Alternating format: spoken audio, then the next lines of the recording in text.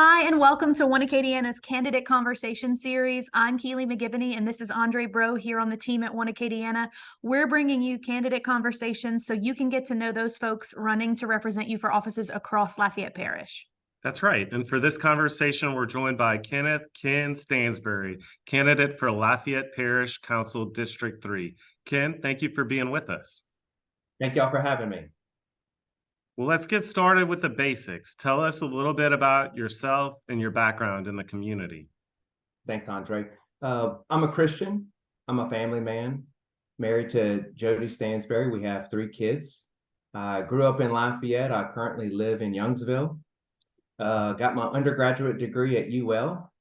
Had an opportunity to play football there for a couple of years. Had my master's degree got that from University of Phoenix. The last 16 years, I've been a financial advisor. Last 13 of them, been at Cornerstone Financial Group. I'm an officer in the Louisiana Air National Guard. I've had the pleasure of serving the citizens of Youngsville since 2015 as a council member. And, I'm really passionate about serving our community. It all started in 2005 with the Rotary Club of Lafayette South. And I had an opportunity in 2019 to be the charter president for the Rotary Club of Youngsville. And I'm currently the president. I'm a treasurer for the Goodwill of Acadiana board. I'm the president of the Escape from Poverty board. I went through Leadership Lafayette in 2014, Leadership Louisiana in 2018, and I'm a Leadership Youngsville program pioneer. And this year I added something else to my plate. I'm an adjunct professor for UL teaching one course. And when I'm not doing all of that and spending time with family, I do enjoy hunting and golfing every once in a while. Well, great. It's good to get to know you a bit more, and getting into your background leads well into our next question, which, what inspired you to run for public service? What inspired you to run for parish council? Yeah, that's a great question. I mean, look, I'm a private industry guy that has a passion for serving others. I want to see us, just want to do my part in making a better place, leaving it better. As far as on the private side, I'm a partner at Cornerstone Financial Group. We help manage over $500 million in assets. People entrust us with their retirement assets. On the service side, really my passion for service started with how my parents raised me and my faith. That was a huge part in it. And I just want to be part of the solution for today and for future generations. And as far as for the parish level, I want our citizens to have a voice there. That's one of the main reasons. And as far as, my involvement in civic, nonprofit involvement, city council, I've always risen to the challenges. I've been a leader. And we've had a lot of success. So really moving from Youngsville City Council to Parish Council was really an easy decision for me. And over the past 4 years, our parish has done a lot. The mayors are working together, the council members are working together at the parish level, and I want to continue that. I will continue working with Lafayette Parish, City of Broussard, City of Youngsville, because there's several examples like intergovernmental agreements that has saved taxpayer dollars, and we're making progress much quicker. We weren't doing that in the past. In 2015, we would go and pave a road, and we'd stop at the city line and hope that the parish would come in at some point and finish it.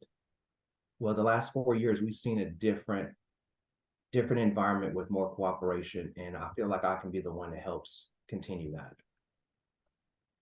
As you think about other issues facing the parish too, if you are elected, what rises to the top for you as some priority issues you hope to address? And we'll start with the short-term issues.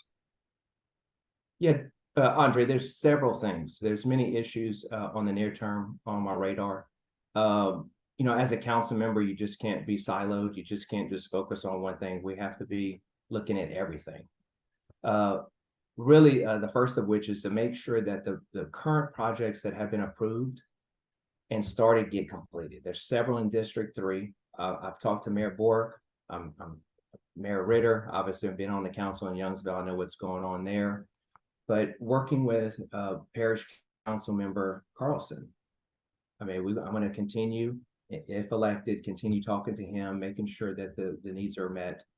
But here's something that has been talked about a little bit, but we haven't addressed it completely. And I'm committed to bringing elected officials together in order to address the issue of fire department funding. So currently, our local municipalities are bearing the brunt of the fire department's budgets. However, these departments are frequently responding to emergencies in unincorporated areas. The funding is disproportionate to the calls. I've seen PowerPoints. I've worked with Broussard, Youngsville. I've seen it. While I was mayor pro temp on the council, I served on the fire department board and saw firsthand the challenges that they have with the funding to be able to go out there and meet the demands in the unincorporated areas. Really, the bottom line there is that we need to ensure that our first responders have the tools to help our citizens when they are at their greatest needs. Third, continue to assess our infrastructure needs. That's ongoing, near term, long term, every term. So that's what our job is. We need to assess it and find solutions to fixing it. Well, great. And if we continue down the line of priorities and what you've been thinking about, and you said some of the short-term priorities are also long-term, are there other long-term issues that you're looking at that you believe the parish council is going to need to stay focused on in the years ahead? Absolutely, Keely. It's imperative that we continue to enhance our roadways, our bridges. Sometimes bridges get left out, but I mean, first couple of years in council in Youngsville, we had to replace a couple. So we need to make sure that we're not overseeing anything. We need to look at everything. And drainage has gotten a lot of talk in the last several years, but our community continues to grow, and our infrastructure needs to keep up. That's really priority one. There's been a lot of work on drainage. Again, we need to continue looking at that drainage plan for the entire parish. And we know it's not just a parish issue. It's a regional issue. We have to continue to work with our neighboring parishes to attack the problem. Have a plan to keep up with maintenance. So this is, I mean, obviously I lived this in 2015 and 2016 in Youngsville. Probably the first couple of months being in office, I called Mayor Ritter and asked him about why our coulees looked like they did. They were silted up and they weren't looking good. He said, "Oh, that's the parish's problem. That's the parish's responsibility." So we would reach out to the parish and nothing was done. Well, with all of this work that we're doing today, we need to maintain it. So we just can't do it. It's not a one-time deal. We got to maintain it. That was a big issue back then. And it may not be an issue tomorrow, but again, you're talking about long-term challenges. A decade, 2 decades from now, if we're not maintaining it, these drainage ways these coulees that we're digging out, widening, they'll get silted up again and potentially cause issues in the future. We need to always focus on bringing in businesses. Economic development, I've served on the LEDA board, the industrial board, and I think this is paramount to our success, making Lafayette more attractive for business investment. And then, I'll finish with saying this. There will be challenges that arise that we don't even know about yet. We've seen it. COVID's an example. So I think it's important to have great leaders that have been battle tested to keep the urgency on improving our parish in all areas. You talked about infrastructure to prepare for growth, recruiting new businesses to the area. Those are things we love to hear as an economic development organization. We want Lafayette Parish to continue to be one of the fastest growing parishes in the state. And District 3 is one of the fastest growing districts in the parish. If you were talking to somebody who's looking to move into District 3 or anywhere in Lafayette Parish, what would you tell them about our area? Well, I'm always keeping track of what's going on in the news, and I saw a Wall Street Journal's Market Watch named Lafayette as the happiest city in America. I'd seen that, and I've been in Lafayette Parish since I was 7. So it really didn't come as any surprise to me. You know, we have a great quality of life. We have wonderful people here. That's the backbone of a great community as a people, and they work hard and they know how to have fun. And there's many opportunities to have fun in Lafayette Parish. Whether it's now pickleball, you can go out and, you know, recreation, I think that's the fastest growing sport. We have so many festivals. We have several coming up. The food, I mean, great food.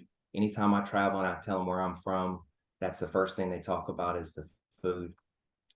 Being in Youngsville since 15, we've seen the involvement of Parks and Recreation, you know, all the investment that we put into that area. Broussard has done the same thing.